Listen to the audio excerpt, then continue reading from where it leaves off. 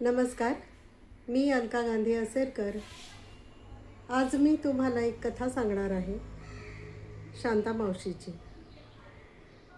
आपण या कथेला शीर्षक ठेवूया, तडजोड. शांता मावशीला मनोहर काकांशी लग्न करायचं नव्हतं. तिला ते आवडत नव्हते. असं जेव्हा माझा भाऊ अनिल मला म्हणाला, तेव्हा मला खूपच आश्चर्य वाटलं होतं. एकतर मी तेव्हा असेल 8वी-9वीत, म्हणजे जेमतेम 13-14 वर्षांची, आणि शांता मावशी तेव्हा 50शी उलटलेली असेल. कशावरून म्हणतोय? तुला कसं माहिती? मी अनिलला विचारलं. तेव्हा त्याने मला एक किस्सा सांगितला शांता मावशीबद्दल, जो त्याने सुद्धा ऐकलेलाच होता, बहुधा आईकडून. पण तो किस्सा नंतर. आधी मी तुम्हाला शांता मावशीबद्दल सांगते. शांता मावशी माझी सख्खी मावशी. आमच्याच गावात राहत होती. आमचं गाव कोकणातलं खेडं, टुमदार आणि निसर्गरम्य खरंच. चारी बाजूला झाडांनी गच्च भरलेले डोंगर आणि मध्ये कोंदणात वसलेलं माझं गाव आता फक्त आठवणीतच उरलं आहे. गाव देखील आणि शांता मावशी देखील. असो, शांता मावशी आणि काका दोघेच गावात राहत होते. मावशीला 3 मुली आणि 1 मुलगा. मला कळायला लागेपर्यंत 3ही मुलींचे लग्न होऊन त्या सासरी गेलेल्या होत्या आणि मुलगा मुंबईला नोकरी करत होता. मावशीची 2 घरं होती समोरासमोर. एका घरात ते राहत असत म्हणण्यापेक्षा ती एकटीच राहत असे, मावशी. तर दुसऱ्या घरात काकांचं छोटंसं दुकान होतं. माझ्या माहितीत या दुकानात विशेष असं गिऱ्हाईक मी कधीही पाहिलेलं नव्हतं. दुकानात सामानही किडूकमिडूकच असायचं. मला तेव्हाही, म्हणजे मी तेव्हा लहान होते तरीही, मोठं आश्चर्य वाटे की यांचं चालतं कसं. यावर आई उत्तर देत असे की त्यांची पूर्वीची दुकानातील उधारी खूप शिल्लक आहे आणि ते नियमित वर्षातून एकदा जाऊन वसूल करून येत असतात. त्यात त्यांचं व्यवस्थित भागतं. अर्थात त्या काळी माणसांच्या गरजाही कमी होत्या, म्हणजे खरंच असेल ते. तर सांगत होते ते असं की काका दिवसभर त्या दुकानात एकटे राहत आणि मावशी दुसऱ्या घरी. ते झोपतही तिथेच. ते जेवायला 2 वेळ इकडच्या घरी येत असत, एवढंच. बाकी चहाचा देखील सरंजाम त्यांनी आपल्या दुकानात व्यवस्थित करून ठेवलेला होता. आंघोळ, झोपणंही तिथंच. त्या वागण्याचं मला गूढ वाटे, मी लहान असले तरी. कारण माझ्या पाहण्यात असे कोणतेच नवरा बायको नव्हते जे वेगवेगळे राहत.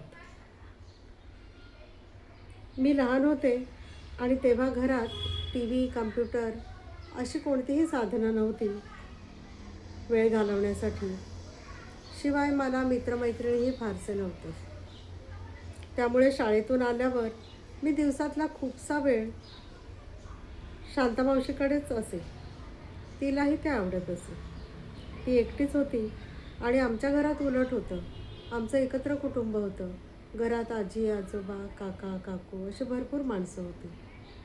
पण मी फार पूर्वीपासूनच एकांतात रमणारी मुलगी होते. म्हणजे आता बाई आहे. मला खूप गजबज अशी आवडत नाही. मावशीकडे इकडे एक छानसा झोपाळा पण होता. त्यावर बसून झोके घ्यायला पण मला खूप आवडे. मजा येत असे. स्वयंपाक झाला की मावशी, मी असले तर मला, नाहीतर मग आजूबाजूला खेळत असलेल्या एखाद्या मुलाला हाक मारून काकांना जेवण्यासाठी बोलवी. ते दार बंद करून आता येणार असं दिसलं की ती सगळं ताट वाढून ठेवी आणि स्वतः बाहेर येऊन बसेल, ओटीवर किंवा पुढच्या खोलीत. जेवता जेवता काका मधूनच हाक मारत, भात, की मग ती तेवढ्यापुरतं उठून भात वाढून येईल. मग पुन्हा पोळी अशी हाक आली की ती पुन्हा आतमध्ये जाईल आणि त्यांना हवं ते वाढून परत येईल. मी जर अशा वेळी तिथे हसले तर मला खूपच हसू येईल. ती पण हसे, परंतु मी तिला याबाबतीत कधी काही विचारल्याचं आठवत नाही. मावशी शिवणकाम करी. तिच्याजवळ एक सुरेख शिवणयंत्र होतं. दिवसभर ती त्यावर लोकांचे कपडे शिवत बसे. पण शिवणकाम करणारी बाई म्हणजे एखादी गांजलेली, गरीब, परिस्थितीने गांजलेली बाई डोळ्यासमोर येते तसं मात्र तिचं नव्हतं हो. शांता मावशी मोठी करारी, वरून जहांबाज वाटावी एवढी फटकळ, उंच आडव्या बांधाची अशी बाई होती. शिवणातून तिला बऱ्यापैकी पैसे मिळत. ते पैसे ती स्वतःच्यासाठी खर्च करत. काका तिला वापरायला कधीही सुट्टे रोख पैसे देत नसत. फक्त घरात धान्य भरून देणं, आवश्यक ते सामान भरून देणं एवढं मात्र ते व्यवस्थित करत. पण मावशी हौशी होती. विशेषतः तिला चांगलं चुंगलं करून खाण्याची फार आवड होती. दारावर काही बाई विकायला येईल. काजू, कैऱ्या, कोकमं, इतर काही बाई. हे सर्व ती स्वतःच्या पैशातून विकत घेईल. कधी शेजारी तालुक्याच्या गावात राहणाऱ्या आपल्या भावाकडे जायचं असेल तर स्वतःचे पैसे खर्च करी. थोडक्यात आजच्या काळात ज्याला पॉकेट मनी आपण म्हणतो तो ती स्वतः कमवत होती. आता या सर्व गोष्टीवरून हे लक्षात आलं असेलच की त्या दोघांमध्ये जराही संवाद नव्हता. भरपूर तेल मसाला घातलेलं चमचमीत जेवण तिला आवडत असे. एकटी राहत असली तरी, हो म्हणजे आता एकटीच म्हणायला हवं नाही का, नेहमी नवीन नवीन पदार्थ तयार करून खाणे, सणावारी दिवाळीला सर्व पदार्थ हौसेने बनवणे खाणे, हे सर्व तिचं व्यवस्थित चालू होतं. ती दुःखी अशी कधी दिसलीच नाही.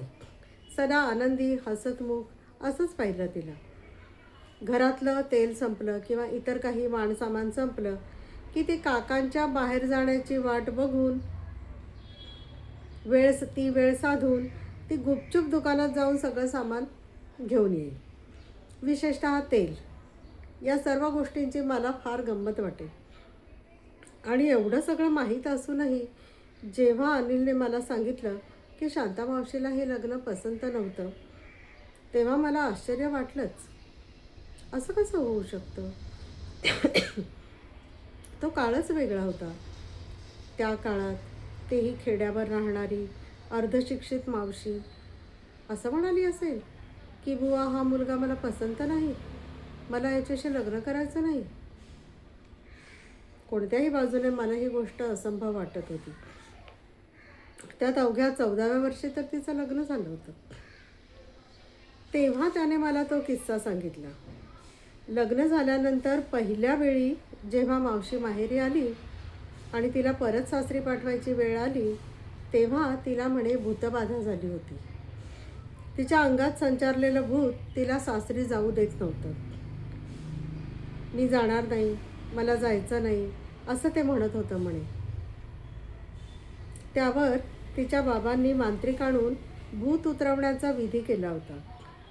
मांत्रिकाच्या भूत झाडण्याच्या की झोडण्याच्या कोण जाणे क्रियेने ते भूत बिचारे पळून गेले. मांजरीचे रूप घेऊन हे असे गेले असं म्हणत म्हणे. मग नाईलाजाने मावशी सासरी आली. अनिलचं म्हणणं भूतबीत काही नसतं हे आपल्याला माहिती आहे.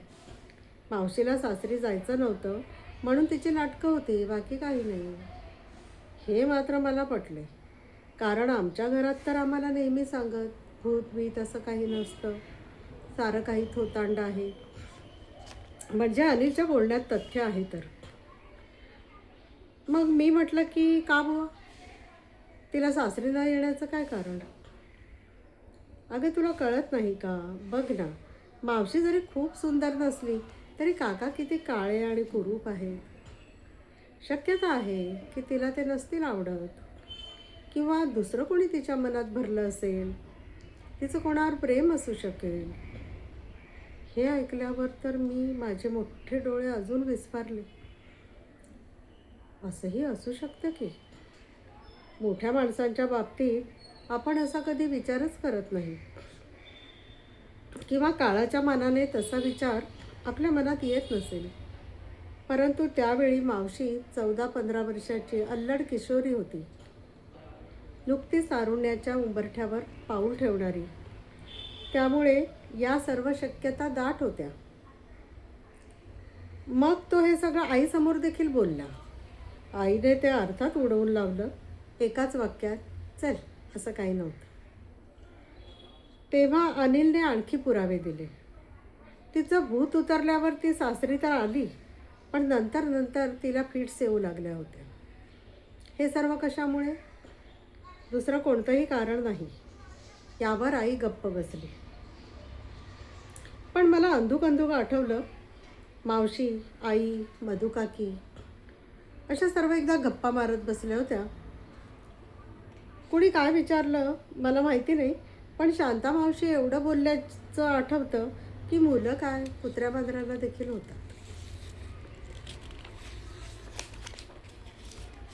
या सर्वांची संगती मला आता इतक्या वर्षांनी लागते.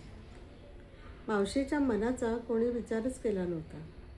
त्या काळात तशी गरज नव्हती. समाजाच्या नजरेत त्यांचा संसार सफळ संपूर्ण झाला होता.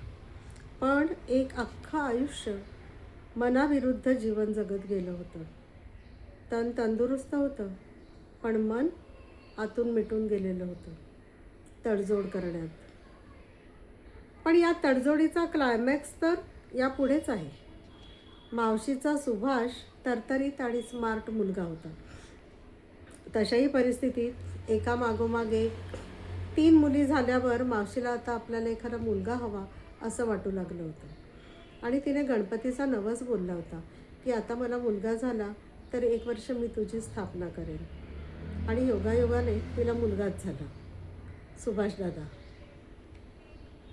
काय झालं कोणास ठाऊक, सुभाषदादा मॅट्रिकला नापास झाला. हुशार होता, पण उनाडक्या करण्यात वर्ष घालवलं होतं. काकांनी त्याला चक्क घराबाहेर काढलं, आकलूनच दिलं. मावशी काहीच बोलू शकली नाही. सुभाषदादा तसाच मुंबईला निघून गेला. ओळखी पाळखीने नोकरी मिळवली. मुळातच हुशार असल्याने पुढचं शिक्षण, नोकरी, प्रगती सर्व काही त्याने स्वतःच्या हिमतीवर केलं. त्याच्या मनातला राग कधी दिसला नाही, पण मावशीच्या मनातल्या कटुतेत मात्र भरच पडली. लाडक्या एकुलत्या एक मुलाला घराबाहेर काढल्याचा आघात तिच्या मनावर झालाच. सुभाषदादा आता लग्नाला आला होता.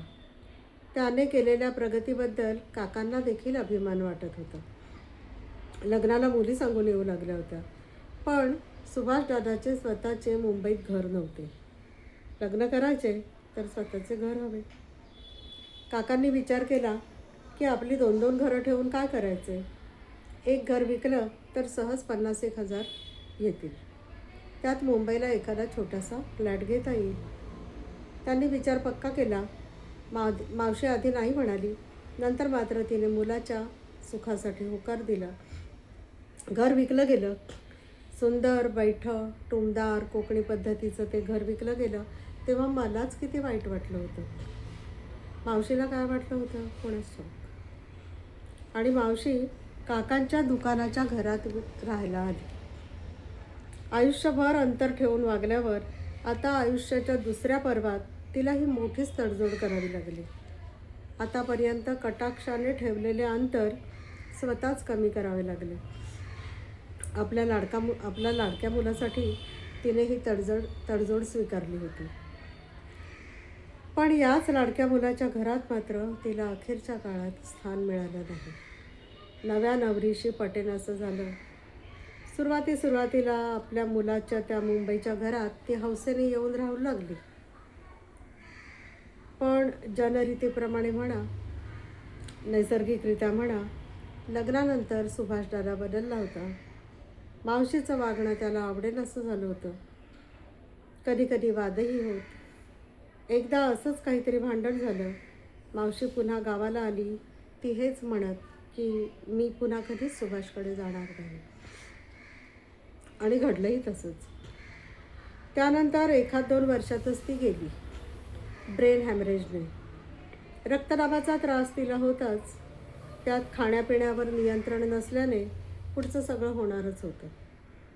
उलट काकाच अधूनमधून तिला खाण्यापिण्यावर नियंत्रण ठेवायला समजावत, पण मुळात तिचा त्यांच्यावर राग असल्यामुळे ते मुद्दाम आपल्याला खाण्यापिण्यावर बंधनं घालतात असं तिला वाटे. ती ऐकायची नाही. आजारपणात डॉक्टरांनी मुंबईला न्यायला सांगितले. मुंबईला मोठ्या हॉस्पिटलमध्ये तिला दाखल केलं आणि तिथेच ती गेली, सुभाषच्या घरी न जाताच. अजूनही शांतामावशीची आठवण मनातून जात नाही. तिचं आयुष्य सुखी म्हणायचं की दुःखी, कारण ती कधीही रडत कुढत राहिलेली मी पाहिली नाही. आपल्या कमाईतून आपल्या हौसा मौजा ती जमेल तेवढ्या पूर्ण करायची, चांगलं चुंगलं खायची, सर्वांशी गप्पा मारायची, हसतमुख होती. ती सर्वात मोठी, त्यामुळे आपल्याहून लहान असणाऱ्या भावंडांवर नेहमी दादागिरीने वागायची. म्हणजे तिचं आयुष्य तिने आनंदातच घालवलं असं लोक म्हणू शकतात. पण ती तृप्त होती का? तुम्हीच ठरवा.